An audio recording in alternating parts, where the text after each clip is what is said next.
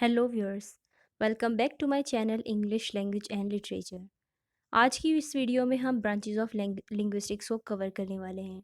Viewers, इस video का part 1 मैं पहले अपलोड कर चुकी हूँ, जिसमें मैंने लिंग्विस्टिक्स की माइक्रो लिंग्विस्टिक फील्ड को कवर किया था और उसकी सब फील्ड्स को भी उसमें डिस्कस कर चुकी हूँ। तो आज की इस वीडियो में हम मैक्रो लिंग्विस्टिक्स को कवर करेंगे और उसकी सब डिविजन्स को देखेंगे। तो शुरू करते हैं। Macro linguistics. Whereas macrolinguistics is a broader term, it focuses on language on large scale. मैक्रोलिंग्विस्टिक्स में हम पढ़ते हैं कि किस तरह लैंग्वेज सोसाइटी पर असरअंदाज होती है और कौन से सोशल फैक्टर्स होते हैं जो लैंग्वेज पर असर करते हैं। फॉर एग्जांपल, सोशल डिस्टेंस को हम यूँ देखते हैं कि अगर दो स्पीकर्स की आपस में फ्रेंकनेस नहीं होती तो वो फॉर्मल लैंग्वेज स्विच करेंगे, वो फॉर्मल होकर एक दूसरे से कम्युनिकेशन करेंगे, और अगर फ्रेंकनेस होगी तो वो इनफॉर्मल कम्युनिकेशन करेंगे। Whereas macrolinguistics tells us how language evolve and develop and studies how language is acquired and stored in the brain. मैक्रोलिंग्विस्टिक्स में हम लैंग्वेज स्ट्रक्चर के अलावा तमाम एस्पेक्ट्स को स्टडी करते हैं कि लैंग्वेज किस तरह इवॉल्व एंड डेवलप होती है और किस तरह अक्वायर की जाती है और कैसे हम लैंग्वेज को अपने ब्रेन में स्टोर करते हैं। व्यूअर्स, मैक्रो लिंग्विस्टिक्स में हम जानते हैं, हम ये पढ़ते हैं कि किस तरह जब एक चाइल्ड अपने चाइल्डहुड से, अपनी इन्फेंसी से आगे बढ़ता है, वो लैंग्वेज सीखता है, तो कैसे उसके ब्रेन के parts such as Broca's area and Wernicke's area develop होते जाते हैं जैसे जैसे वो लैंग्वेज अक्वायर करता जाता है। तो ये सब चीज़ें हम मैक्रो लिंग्विस्टिक्स में पढ़ते हैं। Macrolinguistics is further divided into the following subdivisions such as psycholinguistics, neurolinguistics, sociolinguistics, discourse analysis, applied linguistics and computational linguistics। तो आज की इस वीडियो में हम इन सब डिविजन्स को भी जांचेंगे और इनके बारे में स्टडी करेंगे। तो सबसे पहले हम बात करते हैं साइकोलिंग्विस्टिक्स की। Viewers, it is the study of ways in which language is represented and processed in the mind or in brain. Viewers, इस ब्रांच में हम पढ़ते हैं कि किस तरह ब्रेन में लैंग्वेज रिप्रेजेंट होती है और कैसे ब्रेन उसको प्रोसेस करता है कम्युनिकेशन करने के लिए। हम पढ़ते हैं कि कैसे words meanings, sentence meaning and discourse meaning is computed and represented in the brain. We study that which mental structures and what processes are involved कि ब्रेन के कौन कौन से हिस्से लैंग्वेज एक्विजिशन में, यानी कि लैंग्वेज को अक्वायर करने में, लैंग्वेज को कॉम्प्रीहेंड करने में, लैंग्वेज को समझने में और प्रोडक्शन में इन्वॉल्व होते हैं। Such as Wernicke's area is involve in the production and Broca's area is involved in the production while the Wernicke's area is involved in the language comprehension। तो ये चीज़ें हम साइकोलिंग्विस्टिक्स में पढ़ते हैं कि ब्रेन के कौन कौन से एरियाज़ होते हैं जो लैंग्वेज एक्विजिशन और लैंग्वेज कॉम्प्रिहेंशन में हेल्पफुल होते हैं। इसके बाद हम बात करते हैं न्यूरो लिंग्विस्टिक्स की। Neuro linguistics studies how language is represented and processed in brain. It is somehow similar to the psycholinguistics. It typically studies the disturbances of language comprehension and production caused by the damage of certain areas of brain। तो इस branch में हम पढ़ते हैं कि brain के certain areas जब damage हो जाते हैं तो कौन कौन से डिसऑर्डर्स पैदा होते हैं लैंग्वेज से related. For example, Broca's aphasia is a disorder. ये एक किस्म का डिसऑर्डर हो जाता है ब्रेन के ब्रोकस एरिया में, जिसकी वजह से एक इंडिविजुअल जो होता है वो लैंग्वेज को प्रोड्यूस नहीं कर पाता। इसी तरह हम आगे देखते हैं Wernicke's aphasia.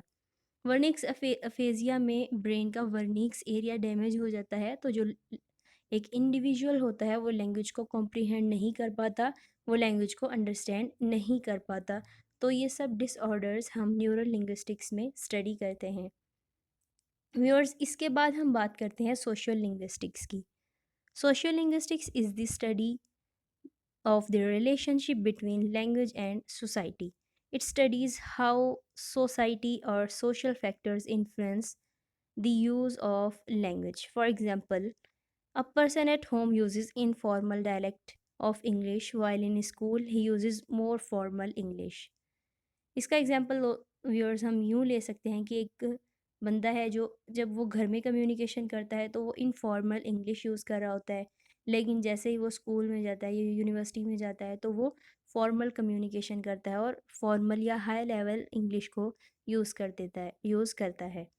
It also tells us the reasons which make some dialects more prestigious than others. For example, formal or high level English is more prestigious because it is used in all the official works, in education, and in jobs too. तो social linguistics हमें बताती है कि जब कोई bilingual community हो और languages exist करती हों तो लैंग्वेजेस पर क्या इफ़ेक्ट होता है। इसके बाद हम देखेंगे discourse analysis. Discourse analysis is the study of analysis of language in text. जब हम किसी भी टेक्स्ट की लैंग्वेज लैंग्वेज एनालिसिस करते हैं, आया कि वो टेक्स्ट मीनिंगफुल है, क्या उस टेक्स्ट में कंसिस्टेंसी मौजूद है, कंटिन्यूटी मौजूद है, क्या वो ग्रामेटिकली एक्सेप्टेबल है या नहीं, ये सब हम डिस्कोर्स एनालिसिस में पढ़ते हैं।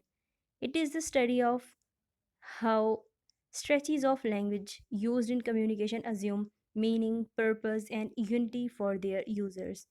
व्यूअर्स, यहाँ वही बात की जा रही है कि हम लैंग्वेज को एनालाइज करते हैं कि किस तरह लैंग्वेज मीनिंग अज्यूम करती है, टेक्स्ट पर्पसफुल कैसे बनता है और कैसे उसमें यूनिटी या कंसिस्टेंसी पाई जाती है। All this is studied under the sub field of discourse analysis. आगे हम बात करेंगे अप्लाइड लिंग्विस्टिक्स की। Applied linguistics is the study which is concern with the practical application of language studies, for example language teaching and language translation.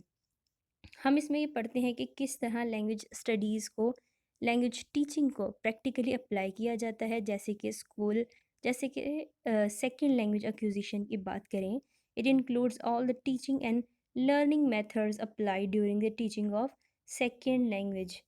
ये branch हमें बताती है कि what are the problems related to language which we face in everyday life. Viewers, इसका मतलब ये है कि जब हम प्रैक्टिकली लैंग्वेज को अप्लाई करते हैं या वो टीचिंग करने के लिए, तो कौन कौन सी प्रॉब्लम्स जो है वो हमें फेस करनी पड़ती हैं, या हम इन जनरल ये कह सकते हैं कि जब लैंग्वेज को प्रैक्टिकली हम अप्लाई करते हैं तो हम उसको अप्लाइड लिंग्विस्टिक्स में पढ़ते हैं। उसके बाद हम बात करते हैं कंप्यूटेशनल लिंग्विस्टिक्स की। Computational linguistics is the branch of linguistics in which the techniques of computer science are applied to the analysis and synthesis of language.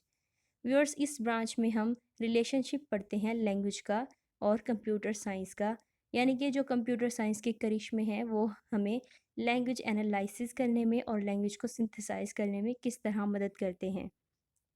It is used in the instant machine translation, speech recognition system, text to speech synthesizers, search engines, text editors, etc.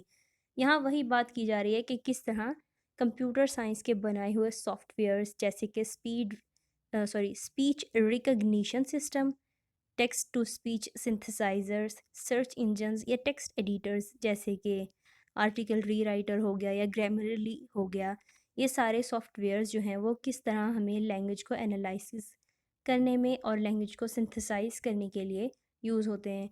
यहाँ पर मैं आपको एक बताती चलूँ, एक software article rewriter होता है जो हमें लैंग्वेज को पैराफ्रेज करने में यूज़फुल होता है, हमारी मदद करता है। उम्मीद है आपको ये वीडियो पसंद आई होगी। Please like share and subscribe. Thank you.